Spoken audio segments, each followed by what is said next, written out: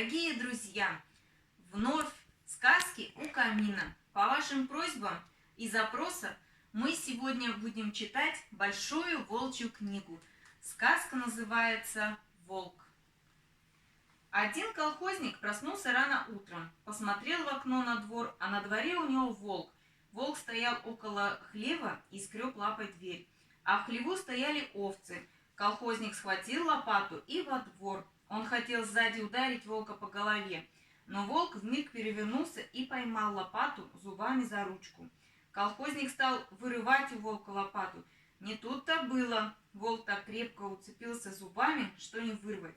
Колхозник стал звать на помощь, а дома спят, не слышат. Ну, думает колхозник, не век же волк лопату держать будет, а как выпустит, я ему лопатой голову и проломаю. А волк стал зубами ручку перебирать и все ближе и ближе к колхознику. Пусть лопату, думает, волк тоже бросит, да на меня, а я убежать не успею.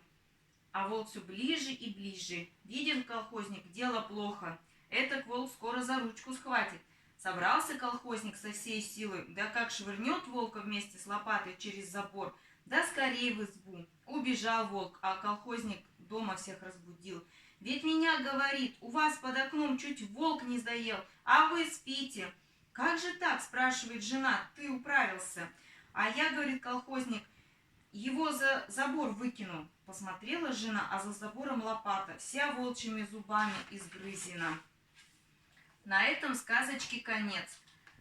Уважаемые друзья, соблюдайте условия карантина, не пренебрегайте наше правительство Новосибирской области. Всего доброго. Ну а также под видео вновь будет опрос, и мы с вами выясним, какую сказку вы хотите услышать завтра.